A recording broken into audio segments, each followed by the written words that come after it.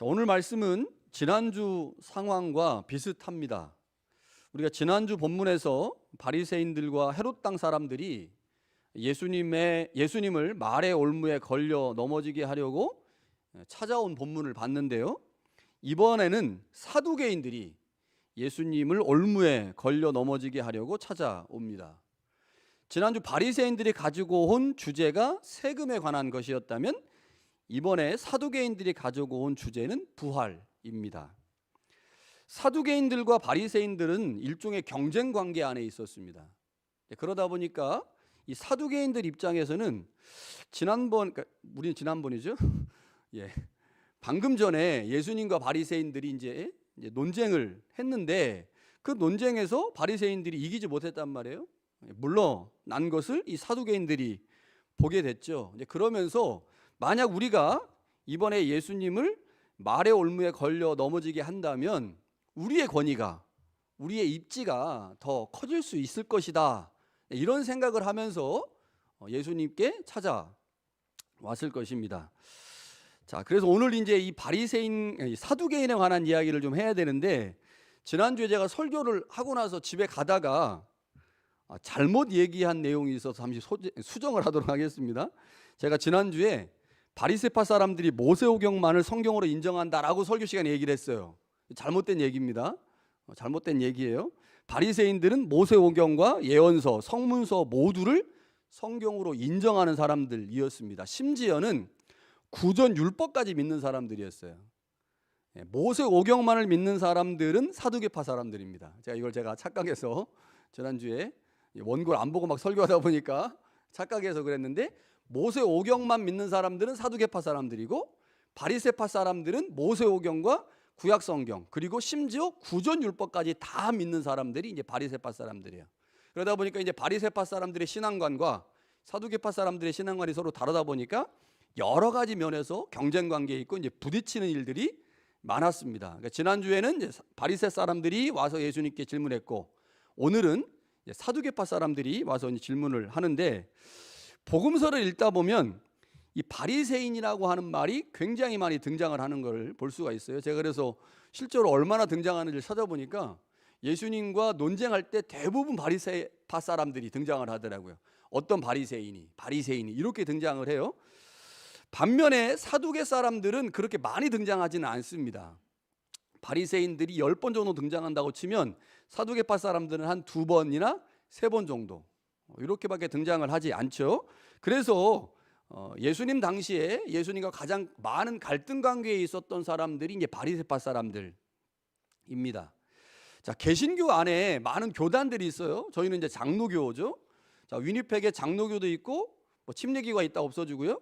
감리교가 이제 하다가 조금 좀 쉬고 있고, 순복음 교단도 있고요. 여러 개의 교단들이 있는 것처럼 예수님 당시에도 오늘날의 교단과 같은 몇몇의 종파가 있었습니다. 그 대표적인 종파가 3개인데, 첫 번째가 바리새파, 두 번째가 사두개파, 그리고 세 번째가 에세네파라고 하는 파입니다. 자, 로마 가톨릭과 개신교가 나눠지게 된 이유, 그리고 개신교 안에서 여러 교단이 나누어지게 된 이유들, 그 중에 가장 중요한 이유가 뭐냐면 성서 해석의 차이입니다. 이 성서 해석의 차이가 다른 교리를 만들어냈거든요. 그래서 이 성서 해석과 교리의 차이로 인해서 가톨릭과 개신교가 나눠졌고, 개신교 안에서도 많은 교단들이 나눠지게 됐습니다. 마찬가지로 예수님 당시에도 정치와 종교를 바라보는 관점의 차이 때문에 다양한 종파가 생겨난 거예요. 그 다양한 종파의 대표적인 종파가 바리새파이고 사두개파이고 에세네파입니다. 자, 예수님 당시에 에세네파라고 하는 종파가 있었는데, 불행하게도 성경, 우리가 보고 있는 복음서에 이 에세네파라는 말이 한 번도 안 나와요. 한 번도. 그래서 이 에세네파에 대한 연구가 사실은 조금 다른 이 바리새파나 사두개파에 비해서는 조금 부족한 편이죠. 학자들은 세례자 요한이 에세네파에 속했을 것이다 라고 추정하지만 확실한 근거는 없습니다. 자, 그런데 이제 성경을 읽어보면 이 바리새파, 사두개파 말고 또 등장하는 이름들이 있어요. 서기관입니다. 서기관. 서기관이라는 말이 되게 많이 나오거든요. 어떤 성경에는 율법사라고 나오고 어떤 성경에는 서기관이라고 나와요. 같은 말인데 율법사를 서기관이라고 말하기도 하고 서기관을 율법사라고 말하기도 합니다. 그런데 이 서기관은 종파는 아니었어요. 그래서 서기관을 구성하고 있는 사람들의 구성원들을 보니까 대부분의 사람들이 바리새파 사람들이었습니다. 그리고 이제 에스네파 사람들이 일부가 있었죠. 그래서 종파로 하면 바리새파, 사두개파, 에스네파 이게 3대 종파고요.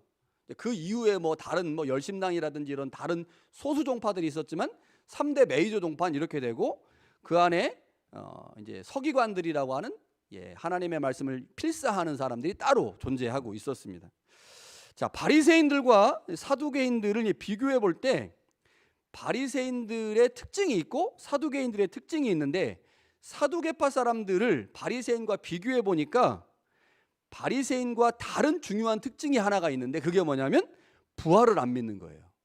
이 사두개 사람들이 부활을 안 믿습니다. 부활에 관한 부활에 관한 말씀들을 저희가 이제 성경에서 쭉 찾아보면 실제로 구약 성경에는 부활에 관한 이야기가 별로 없어요.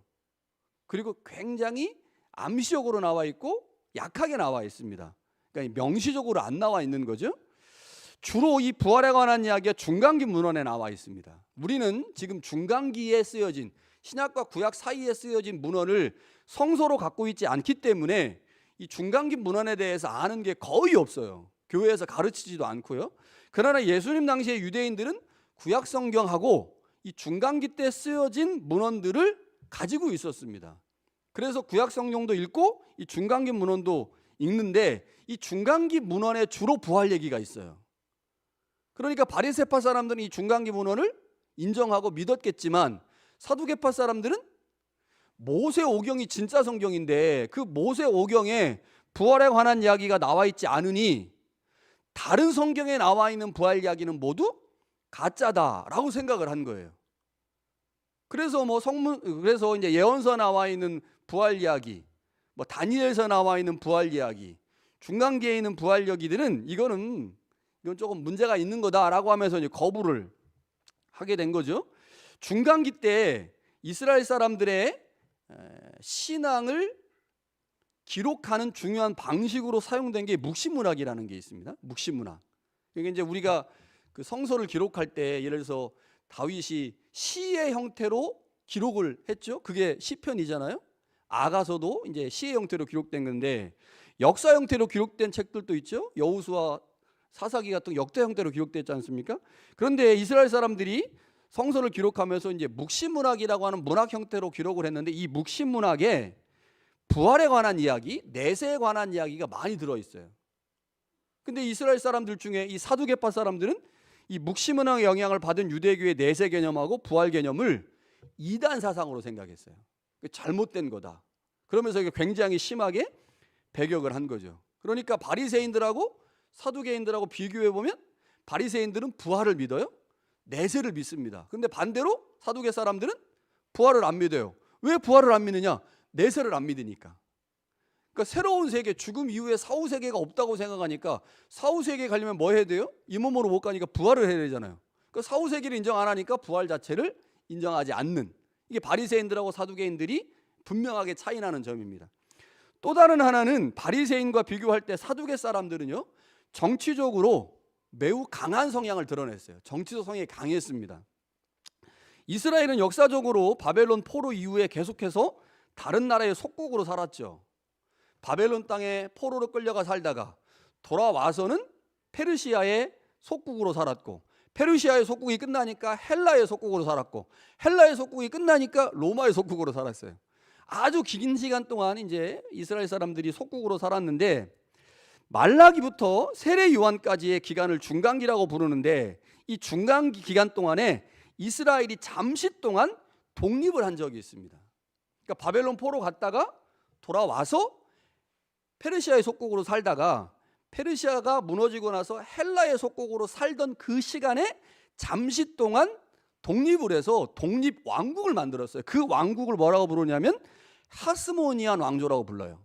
이 하스모니안 왕조 때 바리새파 사람들하고 사두개파 사람들이 이미 종파를 만들어서 나름대로 신앙생활을 하고 있었는데 이 하스모니아라는 왕조가 헬라 지배권 안에 있으니까 하스모니아라는 왕조를 제대로 왕조로 세우려면 헬라의 적극적인 도움이 있어야 된다. 헬라와 연결해서 친헬라적인 정책을 펴야 된다라고 주장하는 사람이 있었고, 아니다, 우리가 하나님의 백성으로 헬라를 완전히 배격하고 우리가 주체적으로 하나님의 나라를 세워야 된다라고 생각하는 사람들이 있었겠죠. 이 사람들이 누구예요? 이게 이 사두개파 사람들입니다. 그러니까 바리새파 사람들은 철저하게 바리새파 사람들은 철저하게 헬라에 동화되는 것을 반대했던 사람이고, 헬라화를 적극적으로 추진해서 헬라적인 관점에서 나라를 통치해야 된다고 주장했던 사람들이 사두개 사람들입니다.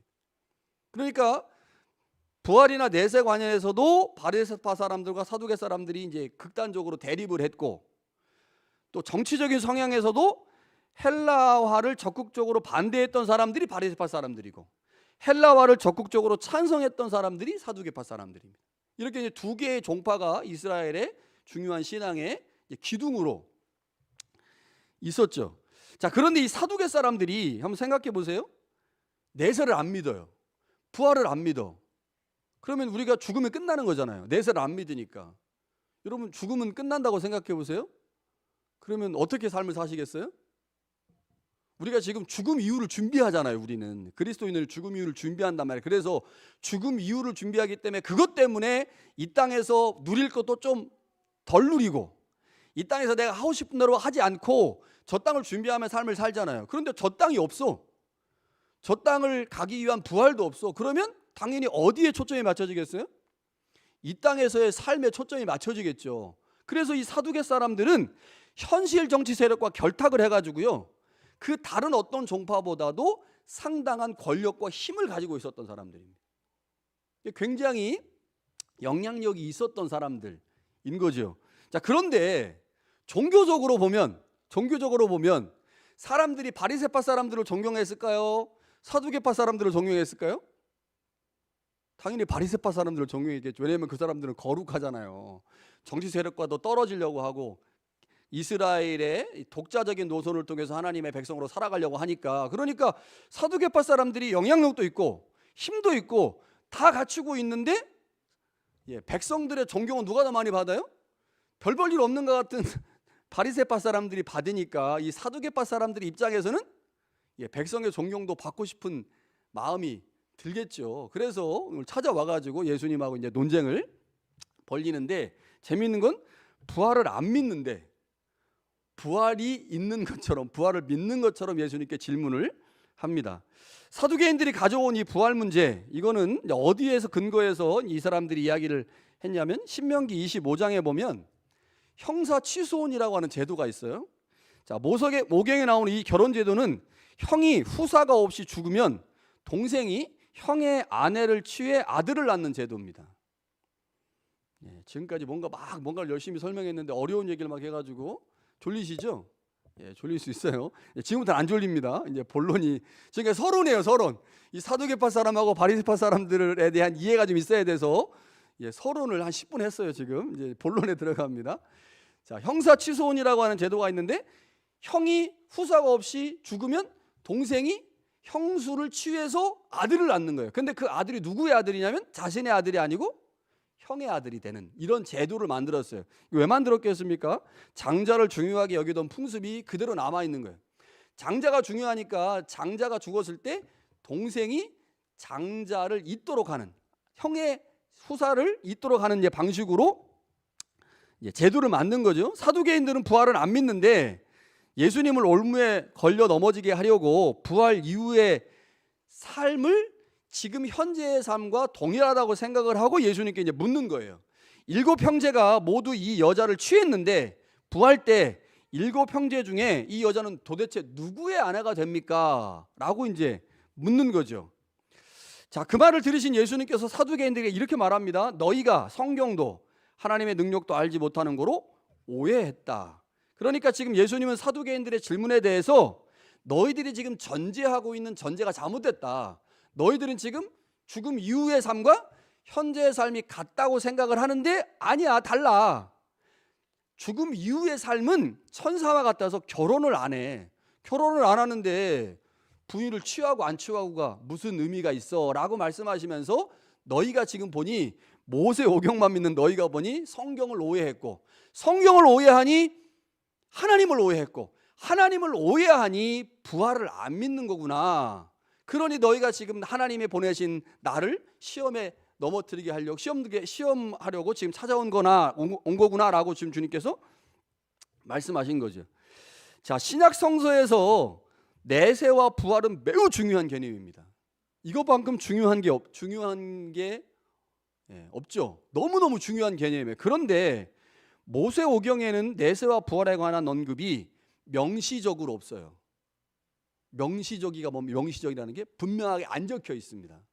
그리고 모세오경을 아무리 읽어도 부활 얘기가 없어요. 모세오경에는 내세 얘기도 없습니다. 근데 우리는 이제 이 부활과 내세가 우리에게 너무 중요한 개념이다 보니까 당연히 구약 성경에 있을 거라고 생각하고 특별히 모세오경에 이 부활과 내세에 대한 언급이 있을 거라고 생각을 하지만 실제로는 없습니다. 명시적으로 안 나타나요. 자, 부활이라고 하는 개념은 내세 사상과 연결된 개념이죠.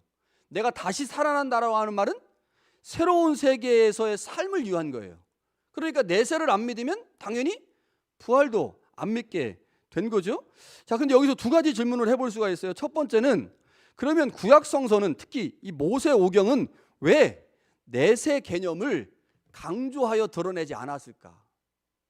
그럼 도대체 무슨 이유 때문에 하나님과 그의 백성의 언약을 담고 있는 모세오경이 오늘 우리에게 그렇게 중요한 내세 개념을 기록하지 않았을까라고 질문해 볼 수 있겠죠. 또 다른 하나는 연결돼서요. 그러면 내세나 부활 개념을 강조하지 않거나 기록하지 않았다고 하는 것이 그것이 없다는 것을 의미하는 것인가? 라고 다시 질문할 수 있어요. 어떻습니까? 부활과 내세를 강조하지 않았다고 그것이 없다고 말하는 거예요? 강조하지 않은 것과 없다고 말하는 것은 다른 거죠. 그러니까 이제 두 가지 질문을 통해서 이제 예수님의 말씀의 의미를 좀 생각해 봐야 되는데, 자, 내세나 부활을 강조하지 않는다고 그것이 없다는 것을 의미하는 것은 아니죠. 그럼 강조하지 않은 이유가 뭘까요? 왜 도대체 모세오경은 강조하지 않았을까? 이유가 있습니다. 하나님과의 언약을 지키면서 살아가는 하나님의 백성들의 현재 삶이 너무 중요해서 현재의 삶을 강조하다 보니 내세에 관해서 언급할 필요가 없었던 거예요. 여러분, 내세는 뭐와 연결되어 있어요? 현세와 연결되어 있습니다. 내세는 현세와 연결되어 있어요. 여러분, 내세의 삶에서 하나님이 원하시는 삶을 살려면 그 삶과 연결되어 있는 현세의 삶을 바르게 살아야 돼요. 그런데 한국의 그리스도인들이 뭐가 문제냐면 내세는 믿어요. 그리고 내세에서 좋은 삶을 살려고 하는데 그 내세와 연결된 현세의 삶을 엉망으로 사는 거예요. 엉망으로 살면서 내세에 더 좋은 걸 얻으려고 하는 거죠. 안 됩니다. 불가능합니다. 이거는. 그러니까 구약 성서에서 현세 하나님의 언약 백성들이 언약의 말씀대로 충실한 삶을 살아가게 되면 내세를 강조하지 않아도 현세의 삶이 그대로 내세에 영향을 줘서 이 땅에서의 언약 백성의 삶이 내세로 연결되거든요. 그러니까 굳이 내세를 강조할 필요가 없는 거예요. 뭐만 강조하면 돼요? 이 땅에서 우리가 하나님의 백성으로 어떻게 삶을 살아낼 것인지만 가르치면 여기서 잘 살면 저기서도 잘 살거든. 이게 구약 성서의 기본 관점입니다. 그래서 굳이 내세를 강조하지 않고 현재의 하나님의 백성으로 우리가 어떤 삶을 살아낼 것인가를 이야기하는 거죠. 그렇다고 내세가 없다는 겁니까? 아니에요. 내세가 있죠. 그런데 그걸 강조하지 않은 거예요. 뭘 강조하면서요? 이 땅의 삶을 강조하면서. 이 삶은 저 삶과 연결되어 있으니까. 그런데 신구약 중간기에 이르러서요, 이스라엘에 큰 문제가 생겼어요. 이스라엘이 바벨론 땅에 포로로 끌려가기 전까지는 이스라엘 백성들이 그렇게 큰 고난 가운데 살지 않았거든요. 그러니까 이스라엘의 왕들이 있었고요. 그 왕정 국가 안에서 나름대로 팔레스틴 땅에서 나름대로의 삶을 살았습니다. 그런데 바벨론 땅에 포로로 끌려갔어요. 끌려가서 보니 여호와가 막 모독받고 여호와 신앙이 완전히 막 형편없는 것처럼 그들이 막 저주하고, 돌아왔는데 보니까 페르시아 통치 또 받고 헬라의 통치 또 받고 로마의 통치 받으면서 이스라엘 사람들 안에 너무너무 고통스러운 시간들이 계속 이어진 겁니다. 이 고통스러운 시간들이 계속 이어지면서 하나님의 언약 백성들이 박해와 고난 때문에 지금까지 가지고 있었던 신앙의 패턴을 유지하기가 너무 어렵게 된 거예요. 그러니까 하나님의 언약 백성들에게 현재 삶이 중요하다라고 하는 것은 고난이 없이 평안할 때 그 말은 굉장히 의미가 있어요. 오늘 우리가 이 땅을 살면서 편안하게 살잖아요. 캐나다라는 이 복지국가에서 우리가 편안하게 사니까 큰 문제가 없으니까 지금 우리의 삶을 최선을 다해 살아감으로 이 삶 자체로 하나님의 영광을 돌립시다. 우리의 삶으로 하나님의 나라를 만들어 갑시다라고 말하는 게 큰 의미가 있어요. 그런데 여기에 뭐가 닥친 거예요? 말로 할 수 없는 고난이 닥친 겁니다.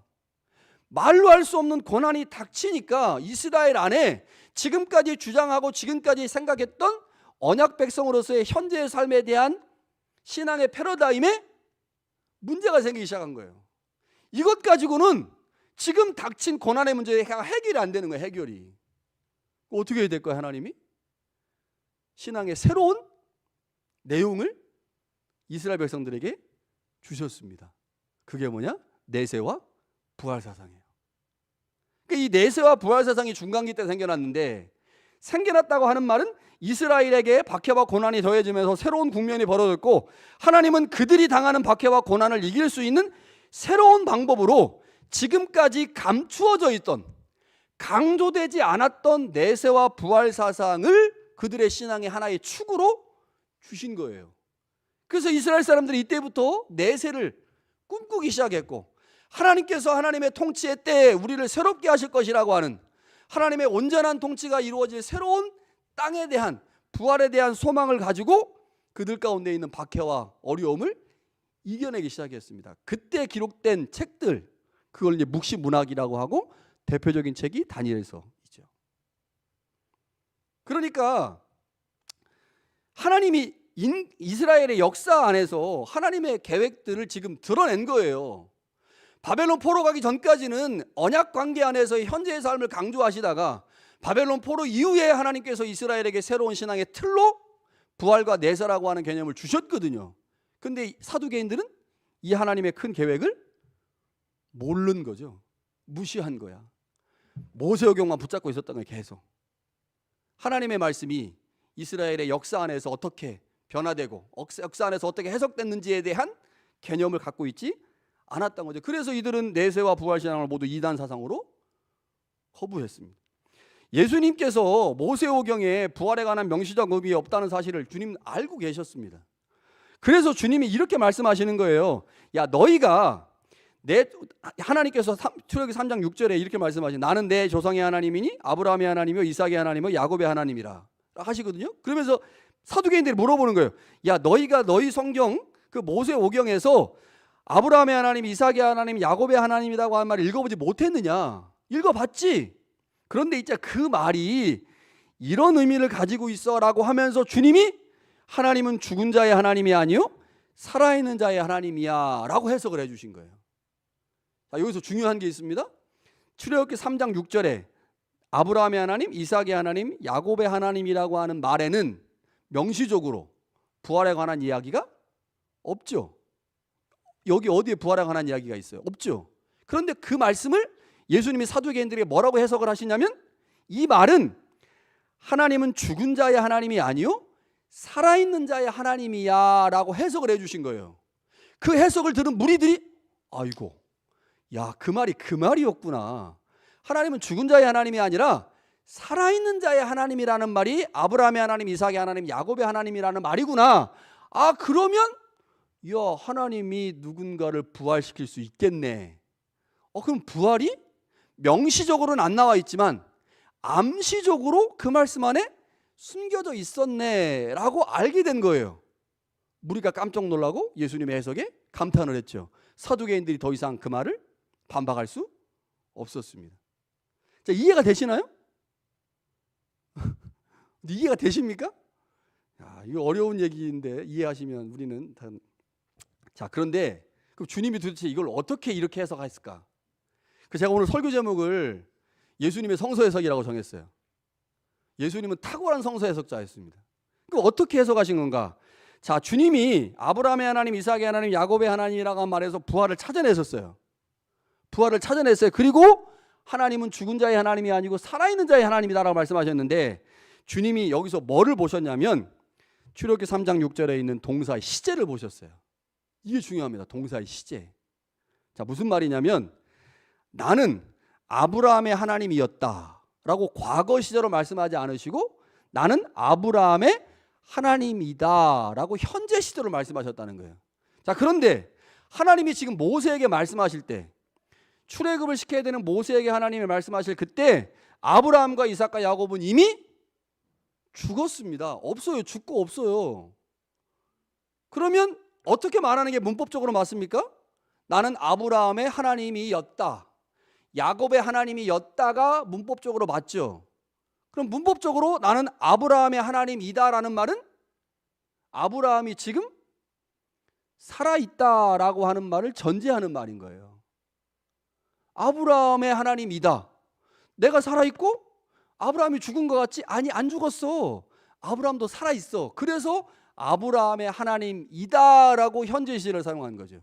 그럼 예수님이 이렇게 현재 시제를 보시면서 아브라함의 하나님과 이삭의 하나님, 야곱의 하나님이 살아있는 하나님이라고 말씀하신 이유가 뭘까? 이거 잘 생각해 보셔야 돼요.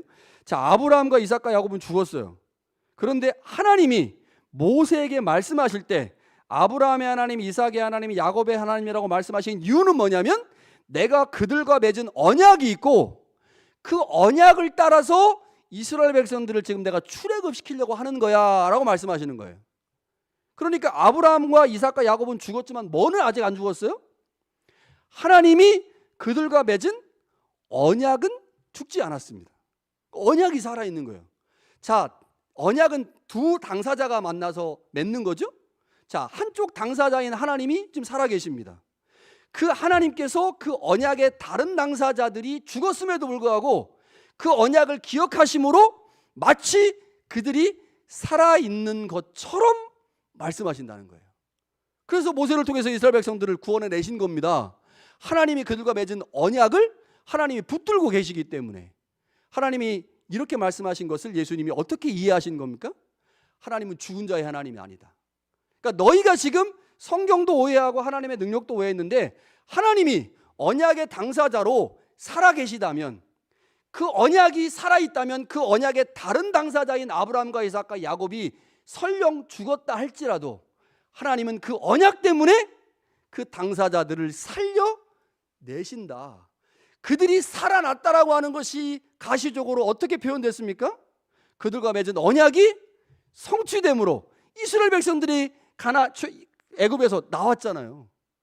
그들이 구원을 받았다고 하는 것은 하나님께서 그들과 맺은 언약이 지금 살아있음을 보여주는 것이고, 그 언약이 살아있음은 결국 그 언약을 성취하신 하나님께서 아브라함과 이삭과 야곱이 죽었다 할지라도 그 언약으로만 말미암아 그들을 살려낼 수 있는 분이라는 거죠. 주님이 그렇게 해서 가신 거예요. 얼마나 탁월한 해석입니까? 사두개인들은 성서를 문자적으로 읽었기 때문에 이걸 못 본 거예요. 이거를. 그 예수님은 보신 거죠. 보시고 말합니다. 언약의 당사자인 하나님이 그 언약을 살아있게 하시니 언약의 다른 당사자인 그 언약을 맺은 아브라함과 이삭과 야곱이 그 언약으로 말미암아 살아나게 될 것이다. 이것이 바로 하나님의 능력이다 라고 말씀하신 거죠. 오늘 말씀을 통해서 우리가 두 가지를 생각해 보아야 됩니다. 제가 요즘 최근에 설교를 어렵게 안 하려고 애를 썼는데 오늘 본문을 제가 이제 해석을 하다 보니까 어려워질 수밖에 없는 본문이어서 조금 죄송스럽긴 하지만, 그래도 좀 어렵지만 이게 이런 의미였구나라는 걸 깨달으면 설교 듣는 중간 어려웠지만 그래도 끝에 좀 보람은 있잖아요. 그렇죠? 보람 있는 걸로.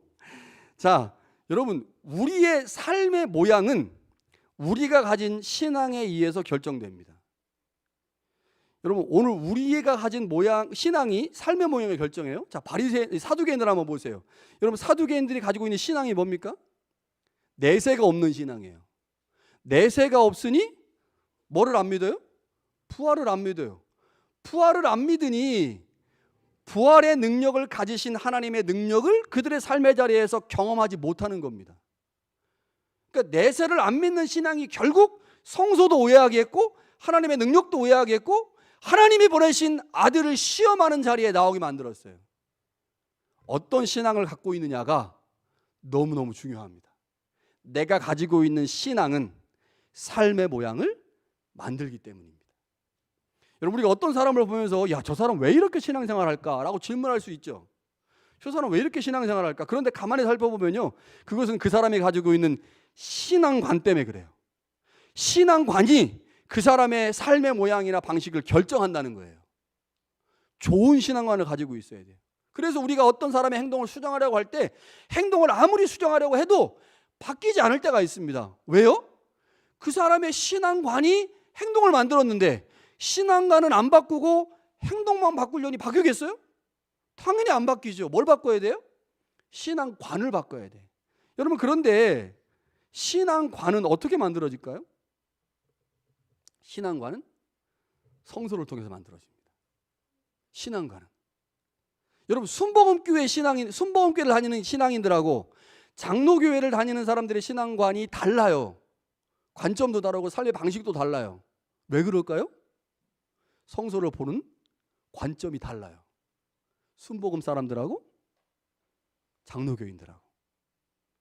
그러니까 우리의 신앙은 성소를 통해서 만들어지는데, 오늘 보니까 바리새인들이 가지고 있던 사두개인들이 가지고 있던 신앙의 핵심은 뭐냐? 성소를 문자로 보는 겁니다. 이게 이제 우리로 말하면 성소 문자주의 혹은 근본주의예요. 그러니까 바리새인들은 그냥 문자만 본 거예요. 문자만. 그러니까 그 문자 안에 담겨 있는 하나님의 살아계심의 의미를 발견하지 못하고 오해해서 부활이 없다고 말한 거예요. 그런데 예수님은 어떻습니까? 아브라함의 하나님, 이삭의 하나님, 야곱의 하나님의 말에 부활이라는 말이 있어요? 없어요. 그런데 그 말씀에서 예수님은 부활을 읽어내셨죠. 어떻게 해요? 성서 해석을 통해서 읽어내신 거예요. 성서 해석을 통해서.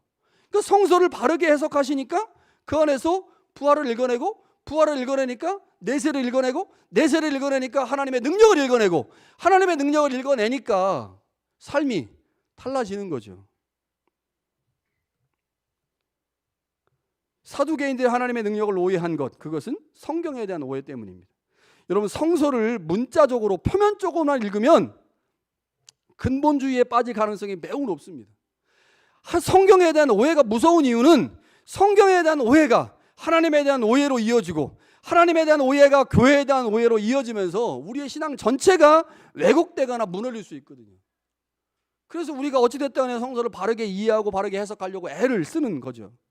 여러분, 유대인들이 가지고 있는 잘못된 성서 해석과 이해 중에 가장 극단적인 게 뭐냐면 구원관입니다. 이스라엘 사람들은 여전히 편협하고 배타적인 구원론을 가지고 있잖아요. 그래서 선민사상을 여전히 갖고 있어요. 선민사상을. 우리만 선택받았다. 근데 맞습니까 그거? 이스라엘만 선택받았어요? 아니요. 예수 그리스도를 통해서 하나님이 온 인류를 선택하셨잖아요. 그런데 그것을 못 읽어내는 거예요. 구약성서에. 그럼 구약성서에 온 인류를 향한 하나님의 구원 계획이 안 들어있을까요? 아니요. 들어있어요. 구약성서에. 못 읽어냅니다. 성서에 대한 오해가 하나님에 대한 오해로 이어지고, 교회에 대한 오해로 이어지면서 이스라엘이 신앙에 큰 문제가 생겼죠. 여러분, 하나님 오해하지 맙시다. 하나님 오해하면 안 됩니다. 하나님을 오해하면 사두개인들처럼 신앙의 본질과 핵심을 놓칠 수 있어요. 그런데 하나님에 대한 오해가 성서에 대한 오해에서 시작된다는 사실을 기억해야 됩니다. 여러분, 현대 그리스도인들에게 무엇보다 중요한 한 가지가 있다면 그것은 성서를 바르게 읽는 거예요. 성서에 대한 바른 이해가 하나님에 대한 바른 이해로 이어지고, 하나님의 백성들의 모임인 교회에 대한 바른 이해로 이어질 수 있습니다. 그래야만 건강한 신앙인으로의 삶을 살아낼 수가 있습니다. 여러분, 하나님께서 이 일을 위해, 이 건강한 교회, 건강한 성서 해석을 위해서 하나님이 우리에게 새순교회라고 하는 공동체를 주셨어요. 여러분, 이 공동체 안에 많은 직분자들이 있잖아요. 그 직분자 중에 누가 있어요? 목사라고 하는 직분자가 있어요. 이 목사가 무슨 일을 할까요? 교회에서? 바른 성서 해석을 하는 거죠. 바른 성서 해석을 통해서 하나님이 원하시는 뜻이 무엇인지를 목사가 선포하는 강단에서 여러분들에게 알게 하시는 겁니다. 여러분, 새순교회 안에 하나님께서 허락하시는, 새순교회에만 허락하시는 하나님의 말씀의 은혜가 있습니다. 기억하시기 바랍니다. 여러분, 저는 제가 조금 건방지게 말씀드릴게요. 건방지게 자부심을 가져도 됩니다. 새순교회만의 자부심. 새순교회만의 우리 교회는 하나님의 말씀에 대한 바른 해석과 바른 가르침이 나타나고 있다라고 하는 것에 대한 자부심 가지셔도 됩니다. 여러분, 이 자부심이 우리 교회를 건강하게 만들 거고요. 다른 교회와 다른 교회로 하나님의 뜻을 이루는 교회로 만들어 갈 거예요. 여러분, 목사만 주셨습니까? 장로님들도 주셨고 권사님들도 주셨고 집사님들도 주셨어요. 많은 직분자들을 교회 하나 주셔서 그들을 통하여 하나님의 교회가 운영되게 하셨는데, 이런 하나님의 은혜가 우리 가운데 특별하게 나타나고 있다고 하는 점들을 기억해서 주님이 바른 성서 해석을 통해서 바른 신앙을 추구해 가셨듯이 오늘 우리도 바른 성서 해석을 통해서 하나님에 대한 오해가 아닌 하나님을 참 잘 이해함으로 하나님이 원하시는 교회를 세워가는 그런 새순교회가 될 수 있기를 간절히 축원합니다.